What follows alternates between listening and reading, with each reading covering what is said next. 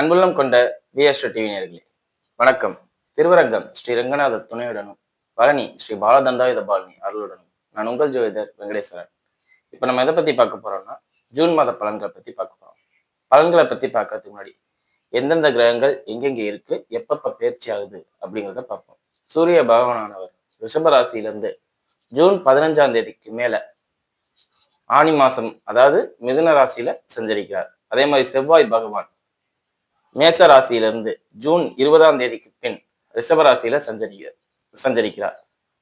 அப்புறம் புதன் பகவானானவர் மிதுன ராசியிலிருந்து ஜூன் 8ஆம் தேதி ஜூன் 22ஆம் தேதி வாக்குல கடகராசியில சஞ்சரிக்கிறார். சுக்கிர பகவானானவர் ஜூன் 8ஆம் தேதிக்கு மேல கடகராசி மிதுன ராசியில இப்ப இருக்காரு.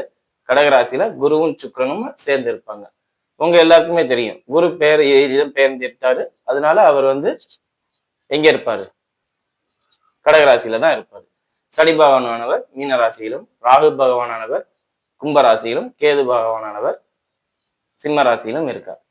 இந்த மாதிரி இருக்கிறதுனால எந்த மாதிரி மாற்றங்கள் நிகழும்னு பார்த்தா, பொதுப்பா உலக ரீதியா நாட்டு ரீதியா என்ன நடக்கும் அப்படின்னு கேட்டா, அரசு சம்பந்தப்பட்ட துறையில இருக்கிறவங்க நிறைய சிறு சிறு ஒப்பந்தங்கள் இல்லாட்டி சிறு சிறு பயணங்கள் போயிட்டு வருவாங்க. வெளிநாடு வெளியூர் அப்படிங்கிற மாதிரி போயிட்டு வருவாங்க. இப்ப நம்ம கூட பார்த்துருப்போம் நியூஸ்ல, டெல்லி வரையும் நம்ம முதலமைச்சர் போயிட்டு வந்தாரு அப்படிங்கிற மாதிரி. அதே மாதிரி எல்லா அரசு சம்பந்தப்பட்ட இப்ப அதிகாரிகளுமே சிறு சிறு பயணங்கள் மேற்கொள்ள வாய்ப்பு அதிகம் அப்படிங்கிறத சொல்லலாம். சரிங்களா?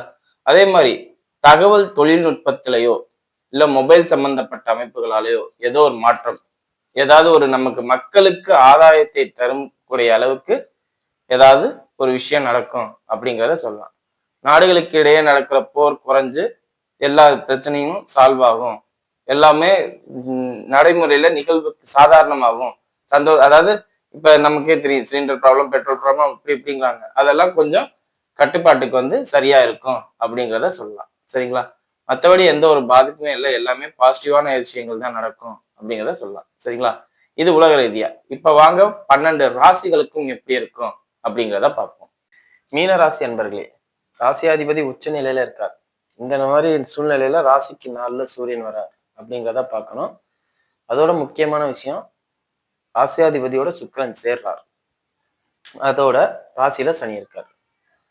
அப்ப இது ஆடம்பர செலவுகளையும் ஆடம்பரமான விஷயங்களுக்கு முக்கியத்துவம் கொடுக்கறதையும், கலைத்துறையில இருக்கிறவங்க சினிமா, நடனம், அதே மாதிரி பாடுறது, அதே மாதிரி எழுதுறது.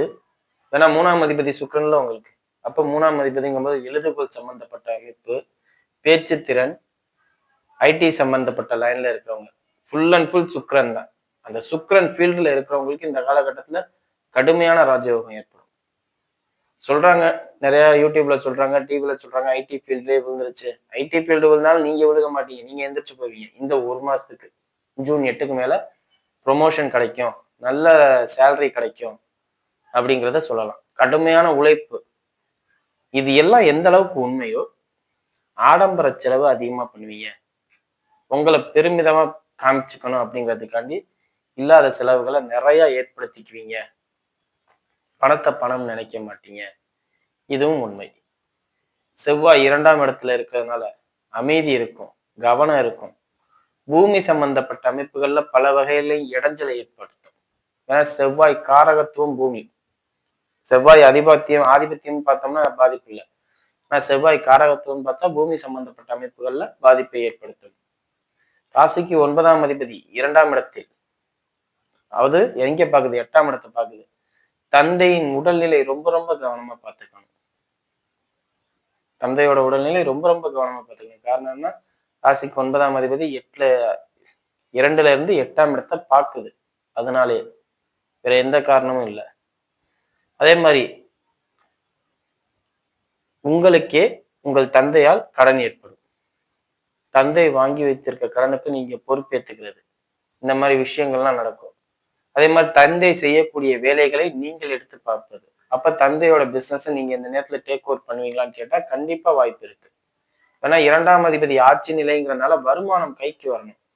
9ஆம் அதிபதி அவரே போனதுனால தந்தையோட தொழிலை நான் எடுத்து பார்க்கறதுனால அவர் கிடைக்க வேண்டிய பணம் எனக்கு கிடைச்சிருச்சு அப்படிங்கிற ஒரு அமைப்பை ஏற்படுத்தி தரும். பத்திரம் சம்பந்தப்பட்ட அமைப்புகளாலேயோ, நோய் சம்பந்தப்பட்ட அமைப்புகளாலேயோ, அதாவது தோல் நோய் சம்பந்தப்பட்ட அமைப்புகளாலேயோ ஏதாவது விரயம் செய்யற மாதிரி அமைப்பை ஏற்படுத்தும். வாகனங்கள் கண்டிப்பா விரயமாகும், காணாம போகும் கூட சொல்லலாம். பைக்ஸ், கார்ஸ், டாக்குமெண்ட்ஸ் இதெல்லாம் ரொம்ப ரொம்ப கவனமா பார்த்துக்கணும். இல்லாட்டி காணா போகும். மொபைல் காணா போகும் நான் சொல்ல மாட்டேன். வேணா சுக்கிரன் நல்லா இருக்காரு. 3ஆம் அதிபதி சுக்கிரன் 3ஆம் இடத்துல தான் மொபைலும் இருக்கு. அந்த சுக்கிரன் நல்லா இருக்கனால மொபைல்ஸ் காணாம போகாது. ஆனா பத்திரம், தோல் சம்பந்தப்பட்ட அமைப்பு உள்ள நோய், அதே மாதிரி வாகனம் சம்பந்தப்பட்ட விஷயங்கள்லாம் காணாம போகும் அப்படிங்கிறத சொல்லலாம். மனைவியால் மன வருத்தங்கள் ஏற்படும். அது எல்லா வீட்லயும் நடக்குது. அது ஒன்றும் ப்ராப்ளம் இல்லை. பிரிவினை ஏற்படுத்தி பிரிஞ்சு போவாங்க அப்படிங்கிறத சொல்லலாம். சரிங்களா? இதை மட்டும் கொஞ்சம் கவனமா பார்த்துக்கோங்க அப்படிங்கிறத சொல்லலாம். அதே மாதிரி எதிரிகளால் குழப்பத்துக்கு போற அமைப்பு, எதிரிகளால் குழப்பம், அதே மாதிரி 6ஆம் இடத்துல கேது இருக்கிறனால வயிற்றுல ஆப்ரேஷன் நடக்கிறது, இது எல்லாத்துக்கும் காரணம் சனி ராசியில இருக்கிறனால தான். சுக்கிரன் ஒருத்தர் தவிர மற்ற எல்லாருமே நெகட்டிவா தான் வேலை செய்வார். சுக்கிரன் ஒருத்தர் மட்டும்தான் பிளஸ். அவருமே எப்படி கொடுக்குற மாதிரி கொடுத்து ஆடம்பர செலவு பண்ண வச்சிருவாரு அப்படிங்கிறத சொல்றேன். ஸோ அதை நீங்க தான் பாத்துக்கணும் அப்படிங்கிறதையும் சொல்றேன். சரிங்களா? மற்றபடி எந்த ஒரு பாதிப்பும் இல்லை, எல்லாமே நல்லா இருக்கு. வாங்க நட்சத்திர ரீதியான பலன்களை பார்ப்போம். உத்திரத்தாதி நட்சத்திரக்காரர்கள், நட்சத்திராதிபதி குரு உச்ச சுக்கிரனோட சேர்றாரு. சோ இப்ப கொஞ்ச நேரத்துக்கு முன்னாடி சொன்னேன் பாத்தீங்களா, ஆடம்பர செலவு எல்லாமே, அதாவது சொன்ன அனைத்துமே உங்களுக்கு பெர்ஃபெக்டா பொருந்தும் இந்த காலகட்டத்துல அப்படிங்கிறத சொல்லலாம். மொபைல்ஸ் இருக்கும், ஆனா மொபைல்ல உள்ள டாக்குமெண்ட் காணாம போயிருக்கும். மொபைல் இருக்கும், நல்லா இருக்கும், மொபைல்ல உள்ள டாக்குமெண்ட் காணாம போகும். ரிட்டன் டாக்குமெண்டடா வச்சிருக்கிறது காணாம போகும். அதே மாதிரி வாகனங்கள் ஏதாவது பாதிப்பாகிறது, தாயாரோட உடல்நிலை ஏதாவது பாதிப்பாகிறது, மனைவியின் உடல்நிலை ஏதாவது பாதிப்பாகிறது, தொழில்ல கடன் ஏற்படுறது, தந்தையின் உடல்நிலை ரொம்ப ரொம்ப கவனமா பார்த்துக்க வேண்டியதும் நீங்க தான். யார் பேச்சையும் இந்த நேரத்துல நீங்க கேட்க வேண்டாம். உங்களுக்கு எது சரின்னு படுது. ஏன்னா ராசியில சனி இருக்கிறதுனால நீங்க முதல்ல யார் பேச்சையும் கேட்கணுங்கிற ஒரு ஐடியாலையும் இருக்க மாட்டீங்க. நான் இவங்க பேச்சை கேட்கிறேன் அப்படிங்கிற ஒரு ஐடியா இருந்தா தான் யார்கிட்டயாவது நீங்க யார் பேச்சையா கேளுங்க அப்படின்னு சொல்லலாம். நீங்க இப்ப யார் பேச்சையும் கேட்கிற ஐடியால இருக்க மாட்டீங்க. அப்படிங்கும் போது இதுவே உங்களுக்கு மைனஸா போனதுனால எல்லாமே உங்களுக்கு நெகட்டிவா இருக்கும் அப்படிங்கிறத சொல்லலாம். சரிங்களா? ஆப்ரேஷன் எதுவும் நடக்காம பார்த்துக்கங்க. குறிப்பா வயிற்று பகுதிகளில் ஆப்ரேஷன் நடக்காம பார்த்துக்கங்க. அதே மாதிரி ஹீட்டால வயிற்றுல ஏற்படக்கூடிய ப்ராப்ளங்கள், அல்சர் ஆகுறது, வேற என்னெல்லாம் வயிற்று ஹீட்டால ப்ராப்ளம் வருமோ அந்த மாதிரி விஷயங்கள்லாம் வரதை பார்த்துக்கங்க, வராம பார்த்துக்கங்க. சரிங்களா? ஏன்னா சூரியன் 4ஆம் இடத்துல இருந்தாலும் 6ஆம் அதிபதி, அதை ஞாபகத்துல வச்சுக்கணும். சரிங்களா? மற்றபடி எந்த ஒரு குறையும் இல்லை, எல்லாமே நல்லா இருக்கு அப்படிங்கிறத சொல்லலாம். குரு உச்சமானதுனால முடிஞ்ச அளவுக்கு ஃபுல் அண்ட் ஃபுல் உங்களுக்கு பாசிட்டிவா தான் நடக்கும், இல்லையா நெகட்டிவா நடக்கிறதுக்கு வாய்ப்புகள் ரொம்ப குறைவு. சரிங்களா? அடுத்தது உத்திரட்டாதி நட்சத்திரக்காரர்கள், நட்சத்திராதிபதி ராசியிலே இருந்து ராசியாதிபதி உச்சம் பெற்று நட்சத்திராதிபதியும் ராசியாதிபதியும் தொடர்புக்கு வராங்க. இது உடம்பும் மனசும் ஒரு நிலையில், இது தியான நிலை மாதிரி. இந்த அமைப்பு தான் தியான நிலை மாதிரி. யோகால சொல்லுவாங்கல்ல, உடம்பும் மனசும் ஒருநிலைப்பட்டு நான் உயர்ந்த நிலைக்கு போயிட்டேன் அப்படிம்பாங்கல்ல, அந்த மாதிரி நீங்க இப்ப உயர்ந்த நிலைக்கு போறதை கொடுக்கும். எந்த இதுல? ஆன்மீக ரீதியில. உடனே ஆன்மீகத்துல போனா ஆன்மீகம், இல்லாட்டி சனி வேலையால் தொழில் கடுமையான உழைப்பு, அதுல போனா அதுல உயர்ந்த இடத்தை பிடிப்பீங்க.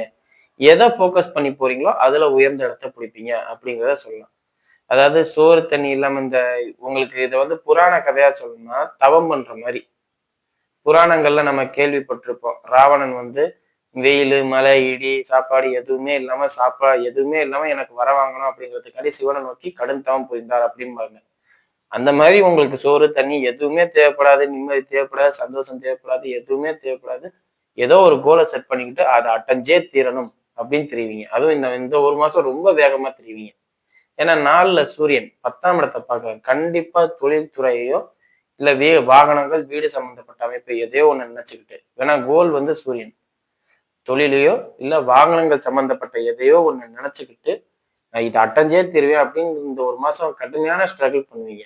இல்லாட்டி லோன் வாங்குறது கூட, ஏன்னா சனி 6ஆம் அதிபதி சூரியன். அப்ப இந்த லோனை எப்படியாவது நம்ம வாங்கிடணும், இந்த வேலையை நம்ம எப்படியாவது வாங்கிடணும். சிவில் சர்வீஸ் எக்ஸாம்ல அதாவது ஏதாவது ஒரு சர்வே கமிஷன், ஏன்னா சர்வீஸ் எக்ஸாம் இருக்கு, ஏதாவது ஒண்ணுல பாஸே ஆகணும் அப்படிங்கிற மாதிரி ஒரு கடும் தவம் புரிந்து வெற்றி கொள்வீர்கள் அப்படிங்கிறது சொல்லலாம். இந்த மாசம் இந்த மாசம் இல்ல, இந்த வருஷம் ஃபுல்லாவே உங்களுக்கு அப்படிதான் இருக்கும். பர்டிகுலரா இந்த இந்த மாசம் கடுமையா பவரா இறங்கி வேலை பார்ப்பீங்க அப்படிங்கிறத சொல்லலாம். சரிங்களா? மற்றபடி எந்த ஒரு பாதிப்பும் இல்லை, எல்லாமே நல்லா இருக்கு அப்படிங்கிறதையும் சொல்லலாம். அடுத்தது ரேவதி நட்சத்திரக்காரர்கள். ரேவதி நட்சத்திரக்காரர்களை பொறுத்தவரையும் நல்லதும் இல்லை கெடுதலும் இல்லை அப்படிங்கிற மாதிரி உள்ள அமைப்பு. கவனமா இருக்க வேண்டியவங்க யாருன்னா, இந்த டிசிப்ளின் தவறி போவாங்கல்ல. டிசிப்ளின்னா என்ன? மனித ஒழுக்கம். ட்ரிங்க்ஸ் பண்றது, சிகரெட், இந்த மாதிரி உள்ள விஷயங்கள், அந்த போதை வஸ்துக்களை பயன்படுத்தாம இருந்தீங்கன்னாவே நீங்க எல்லா இடத்துலயும் ஜெயிச்சிருவீங்க. இன்கேஸ் அதை பயன்படுத்துறவங்களா இருந்தா கடுமையா பாதிக்கும் அப்படிங்கிறத சொல்லலாம். பணம் சம்பந்தப்பட்ட விஷயங்கள், கொடுக்கல் வாங்கல் வச்சுக்கிறது ரொம்ப ரொம்ப கவனமா இருக்கணும். கண்டிப்பா தந்தையாலேயோ தந்தை வர்க்கத்தினராலோ ஒரு பெரிய பாதிப்பை உங்களுக்கு ஏற்படுத்தும் அப்படிங்கிறத சொல்லலாம். சூரியன் நாள்ல அவசரப்பட்டு எந்த ஒரு முடிவையும் எடுக்க வேண்டாம். இந்த அவசரப்பட்டு எடுக்கிற முடிவே எல்லா வகையிலையும் இம்சையை தரும் அப்படிங்கிறத சொல்லலாம். தந்தை வழி சொத்துக்களால் இந்த நேரத்துல கடுமையான பாதிப்பை ஏற்படுத்தும். தந்தை வழி சொத்துக்கள் இந்த நேரத்துல கோர்ட்டு கேஸுங்கிற அளவுக்கு உங்களை கொண்டு போகும். ஸோ கவனமா இருங்க. 4ஆம் அதிபதி புதன் உச்ச குருவோட சேருவாரே, அது எனக்கு பாசிட்டிவா இருக்காதா? 4ஆம் அதிபதி ஆட்சியா இருக்கிறே, அது எனக்கு பாசிட்டிவா இருக்காதா அப்படின்னா நீங்க கேட்கலாம். இருக்காது, நெகட்டிவா தான் வேலை செய்யும். ஏன்னா ராசியில சனி இருக்கும் போதுல இதெல்லாம் நெகட்டிவா வேலை செய்யறதுக்கு காரணமே நீங்களா தான் இருப்பீங்க அப்படிங்கிறது சொல்லலாம். சரிங்களா? மற்றபடி எந்த ஒரு பெரிய லெவல் பாதிப்பு இருக்காது. அதாவது பொருளாதார வாழ்க்கையை தான் பாதிக்குமே ஒழிய உடல் நலம் பாதிக்காது உங்களுக்கு அப்படிங்கிறத ஸ்ட்ராங்கா சொல்லலாம். சரிங்களா? மற்றபடி எந்த ஒரு பாதிப்பு இல்லை, எல்லாம் நல்லா இருக்கு. வீடியோ இப்பதான் ஃபர்ஸ்ட் டைம் பார்க்குறதா லைக்ஸ் பண்ணுங்க, ஷேர் பண்ணுங்க, கமெண்ட் பண்ணுங்க. சேனலை மறக்காம சப்ஸ்கிரைப் பண்ணுங்க. வேற எதுவும் ஜோதிட ஆலோசனைக்கு கீழே உள்ள நம்பருக்கு கால் பண்ணுங்க. நன்றி.